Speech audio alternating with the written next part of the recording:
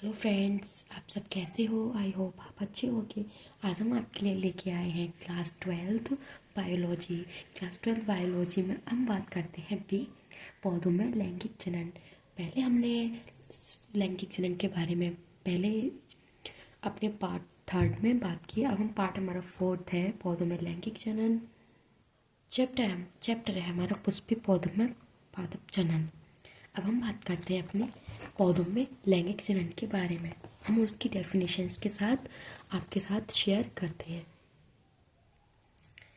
उच्च वर्ग के पौधों में लैंगिक जनन पाया जाता है। इसमें लैंगिक जनन अंग के रूप में पुष्प पाया जाता है, जिसमें नर जनन अंग पुंकेसर तथा मादा जनन अंग स्त्री केसर कहते हैं।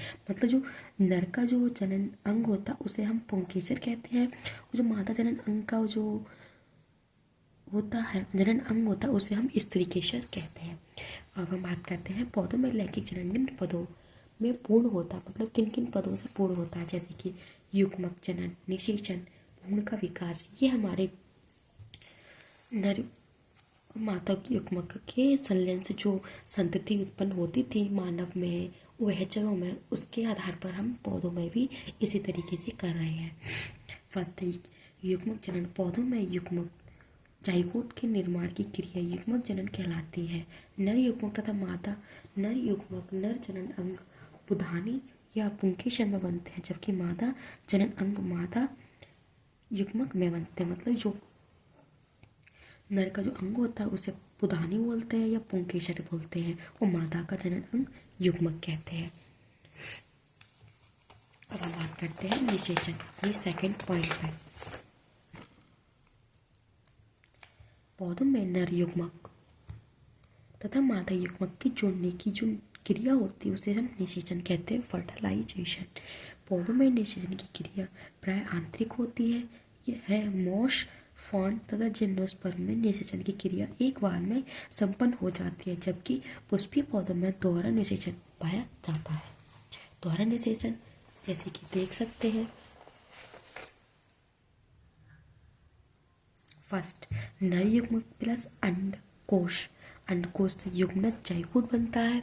और सेकंड स्टेज है हमारी आर युग्मक प्लस द्वितीय केंद्र, प्राथमिक भूपोष केंद्र। अब हम इसके डायग्राम के बारे में बात करेंगे, जैसे कि निषेचन की प्रक्रिया किस तरीके से होती है। हमने ये फ्लावर के जो अंदर का जो अंडकोश होता है, निषेचन की क्रिया होती है, वो हमने दर्शाई है।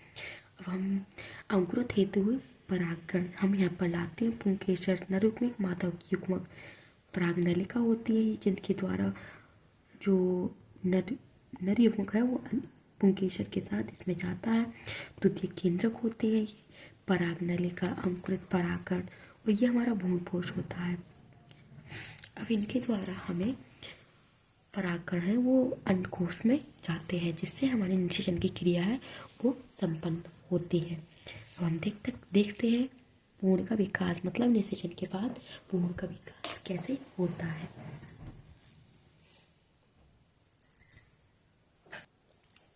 भ्रूण का विकास के बारे में हम बात करेंगे। पौधों में निषेचन के उपरांत युग्मनज का निर्माण होता है। यह युग्मनज बीजांड के अंदर बनता है और बीजांड अंडाशय के अंदर सुरक्षित रहता है। बीजांड से बीज का निर्माण होता है, जबकि अंडाशय से फल को विकसित करती है। विकसित हो रहे भ्रूण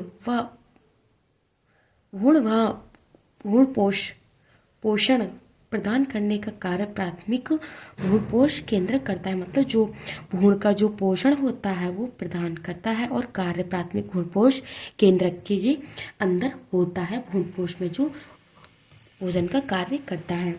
अब हम बात करते हैं इसी प्रकार पुष्पीय पौधों पर फल व बीज का निर्माण होता है। अनुकूल परिस्थितियों आने पर ये बीज नए पौधों को जन्म देते हैं। अब फ्रेंड्स, आप निषेचन की क्रिया को एक बार अच्छे से क्लियर पढ़ लें, ताकि आपको एग्ज़ाम के टाइम कोई परेशानी नहीं आए। आप देख सकते हैं कि आपको जब आपके एग्ज़ाम में आता है तो आपको फुल डायग्राम बनाने के साथ साथ आपको पॉइंट्स भी लिखने अनिवार्य हैं। फ्रेंड्स, ये हमारे कुछ शॉर्ट क्वेश्चन हैं जो हमारे बोर्ड्स एग्जाम में आ सकते हैं। आप देखें कि जलकुंभी को बंगाल के आतंक या जलाशय की विपत्ति के नाम से क्यों जाना जाता है? जैसे कि जलकुंभी तालाब, नदियों के रुके हुए जल में पाए जाने वाले पौधे, और ये बहुत तेजी से कायिक प्रवर्धन द्वारा जनन करते हैं। ये तालाब या नदी की सतह की बेहद तेजी से मतलब जो बहाव होता है उसे ढक लेती हैं। भारत में इसे पौधे को जलाशय की सुंदरता फूल के माध्यम से बढ़ाने के लिए लगाया गया है। इससे वाटर हास्य के नाम से भी जाना जाता है। ये जलाशय में निम्न प्रकार के प्रभाव डालती है, जैसे कि जल का बहाव रुक जाता है, और जलकुंभी का पौधा तालाब व नदी की सतह पर छा जाता है, जिससे जल के अंदर रहने वाले अन्य जंतुओं व पौधों को प्रकाश नहीं पहुंचे और वे मरने लगे। जलकुंभी के कारण जल में ऑक्सीजन की कमी हो जाती है, जिससे मछलियां मरने लगती हैं। मतलब उस पानी को और अधिक गंदा हो जाता है। ये हमें विपत्ति का नाम दिया जाता है। अब हम बात करते हैं अनिषेक जनन। अनिषेक जनन क्या होता है? जैसे कि शॉर्ट फॉर्म में एक टिप्पणी के साथ मैंने आपके लिए क्वेश्चन बाय क्वेश्चन आपके सामने लेके आई हूँ। जैसे कि यदि किसी कारणवश किसी जीव जंतु में निषेचन की क्रिया पूर्ण नहीं हो पाती है, अर्थात युग्मक का संलयन नहीं हो पाता है, तो भी मादा युग्मक से विशेष परिस्थिति में जीव बन जाता है। इस क्रिया को अनिषेक जनन कहते हैं। जैसे कि अब वो हम रियली बात करें, जैसे कि निषेचन की क्रिया नहीं हुई, अर्थात युग्मक का संलयन भी मतलब वो आपस में नहीं मिलते हैं, फिर भी मादा युग्मक जो है वो विशेष परिस्थिति में जीव बन जाता है। मतलब एक परिस्थिति आती है, उससे जीव बन जाता है। इसे अनिषेक जनन कहते हैं। एग्जाम्पल फॉर, जैसे अनिषेक जनन की क्रिया मधुमक्खियों, छिपकली, टर्की पक्षी में देखने को मिलती है, परंतु अनिषेक जनन के द्वारा उत्पन्न होने वाले जंतु प्राय बाह्य स्त्रील नपुंसक होते हैं। मतलब ये जो अनिषेक जनन से पैदा होते हैं वो एक नपुंसक होते हैं। और नेक्स्ट है हमारा सूक्ष्म प्रवर्धन, माइक्रो प्रोटोग्राफी से आप क्या समझते हैं? सूक्ष्म प्रवर्धन प्रयोगशाला में पौधे को विकसित करने की कल्चर माध्यम में उगाकर नए पौधों को विकसित किया जाता है। मतलब कि हमें कृत्रिम रूप से काम किया जाता है, जैसे कल्चर की अपने हाथों से कोशिका को ऊतक के माध्यम से किया जाता है। सर्वप्रथम एक परग नली, जैसे कि हम एक परग नली लेते हैं, उसमें हमने एक पौधे को उगाया, कल्चर के माध्यम लेते हैं और उसमें कोशिका या ऊतक को रख लेते हैं। मतलब इसमें हम एक ऊतक को रखेंगे और कोशिका विभाजित होकर कैलस बनती है। ये कैलस पादप हार्मोन्स की उपस्थिति में नए पौधे को विकसित करती है। मतलब जो कैलस यहाँ पर जो उपस्थित होता है वो एक हार्मोन्स के रूप में उपस्थित होता है पौधा। सूक्ष्म प्रवर्धन के लाभ क्या क्या है? जैसे कि इस प्रक्रिया में बहुत कम समय लगता है। इस प्रक्रिया द्वारा रोग मुक्त पौधे प्राप्त किए जा सकते हैं। इस विधि द्वारा प्राप्त होने वाली पौधे की आनुवांशिक संरचना एक समान होती है। मतलब इनमें कोई अंतर नहीं होता है, इनकी संरचना एक समान होती है। जैसे कि आप देख सकते हैं इस विधि द्वारा ट्रांसजेनिक पौधे प्राप्त किए जा सकते हैं। आप डायग्राम देख सकते हैं कि इस पौधे में हमने कैलस को रखा है पानी के सहित, इसमें हमने रुई से इसे ढक दिया है ताकि इन्हें हल्के हल्के ऑक्सीजन के साथ कल्चर माध्यम में इनका कार्य किया जाए। अब यह हमारा कैलस, जैसे कि हमने यहाँ पे तीन उसमें रखा है परक नली से हमें ये कल्चर माध्यम करने से हमें ये नया पौधा प्राप्त होता है। अब हम बात करते हैं नेक्स्ट क्वेश्चन। अजूबा में पत्ती द्वारा कायिक प्रवर्धन की रेखा चित्र के माध्यम से समझाइए। अजूबा में कायिक प्रवर्धन द्वारा जनन देखने को मिलता है। इस पत्ती भाग लेती है, पत्ती के किनारे पर अनेक पात्र कायिका बन जाती है। बाद में उनसे छोटे छोटे पौधे विकसित हो जाते हैं। ये पौधे मात्र पौधे से अलग होकर नए पौधे को जन्म देते हैं। फ्रेंड्स, मैंने आपके लिए आपके जो चैप्टर से रिलेटेड क्वेश्चंस हैं मैंने वो कंप्लीट कराए हैं। आप देख सकते हैं कि मैंने टोटली क्वेश्चन कंप्लीट करा दिए, शॉर्ट क्वेश्चन जो हमें टिप्पणी के हिसाब से देखने को मिलते हैं। और हमारे ये क्वेश्चंस भी हैं कि आप देख सकते हैं जीव में जनन की आवश्यकता, क्लोन किसे कहते हैं, और बाह्य निषेचन, ये हमें शॉर्ट थ्योरी के रूप में लिखना है। जीवों में जनन कौन कौन सी विधि सर्वश्रेष्ठ है, द्विलिंगी पुष्प किसे कहते हैं।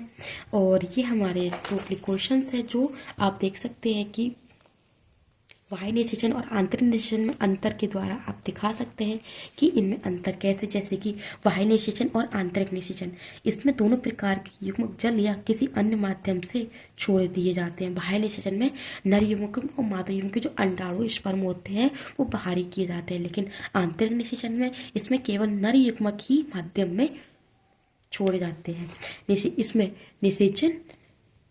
निषेचन की क्रिया मादा शरीर के बाहर होता है, इसमें निषेचन की क्रिया मादा के शरीर के अंदर होता है।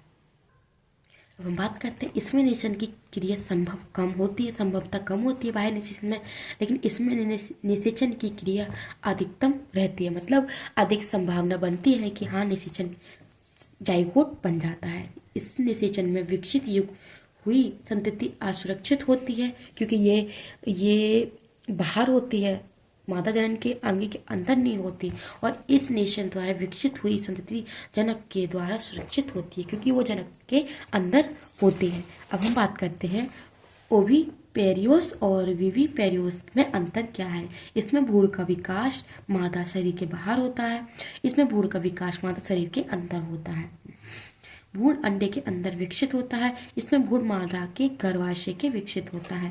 भ्रूण के विकास के लिए आवश्यक भोजन अंडे में ही संग्रहित रहता है, लेकिन इसमें भ्रूण के विकास के लिए आवश्यक भोजन माता द्वारा प्लेसेंटा के माध्यम से उपलब्ध कराया जाता है। ये हमारे कुछ अंतर हैं जो बोर्ड एग्जाम में देखने को आपको मिलते हैं। और फोर्थ पॉइंट, इसमें शिशु माता के शरीर में जन्म नहीं लेता बल्कि अंडे के फूटने से उत्पन्न होता है। इसमें जीव माता के शरीर से जन्म लेता है जिसमें प्रसव कहते हैं। पक्षी, उभयचर, स्तनधारी, सरीसृप आदि और अधिकांश स्तनधारी में देखने को मिलते हैं।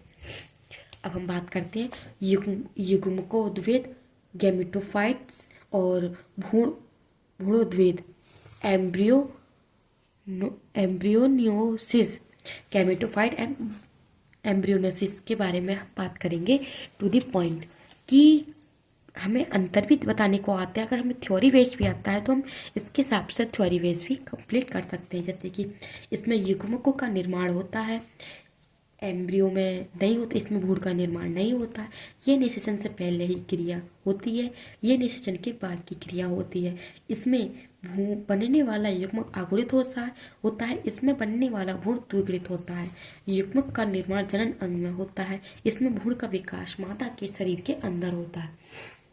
और गैमेटोफाइट की क्रिया में अधिसूत्री विभाजन पाया जाता है, लेकिन भ्रूण के विकास में समसूत्री विभाजन देखने को मिलता है। सेक्सुअल रिप्रोडक्शन, इस सेक्सुअल रिप्रोडक्शन मतलब अलैंगिक जनन और लैंगिक जनन में अंतर बताइए। जैसे कि इस जनन में एक जनक भाग लेता है, लेकिन इस जनन में प्राय दोनों जनक भाग लेते हैं। ये जनन की क्रिया तीव्र विधि से होती है, ये धीमी विधि से होती है, और इसमें लैंगिक अंग का निर्माण नहीं होता है, इसमें लैंगिक अंग का निर्माण होता है। फोर्थ पॉइंट है, अलैंगिक जनन द्वारा अनेक संतानों को जन्म दिया जा सकता है, लेकिन अपेक्षाकृत इसमें कम संतानों को जन्म देते हैं लैंगिक जनन में। अलैंगिक जनन में निषेचन की क्रिया नहीं होती है, लेकिन लैंगिक जनन में निषेचन की क्रिया देखने को मिलती है। अलैंगिक जनन के द्वारा उत्पन्न होने वाली संतान जनक के समान होती है, लेकिन उत्पन्न होने वाली जो लैंगिक जनन के जनक से कुछ भिन्नता अवश्य देखने को मिलती है। फ्रेंड्स, आप सभी को नोट्स कैसे लगे कमेंट सेक्शन में बताना, एंड वीडियो को ज़्यादा से ज़्यादा लाइक करना, शेयर करना एंड सब्सक्राइब करना ना भूलें। आप देख सकते हैं कि मैंने आपको पार्ट 4 भी कंप्लीट करा दिया है, पौधों में लैंगिक जनन।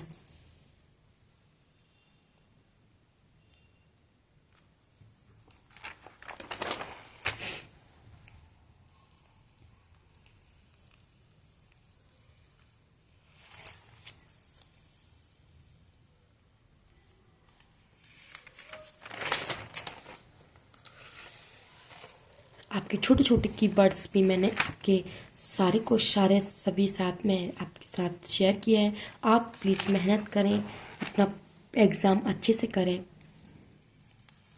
वीडियो को ज़्यादा से ज़्यादा लाइक करें, शेयर करें एंड सब्सक्राइब करना ना भूलें।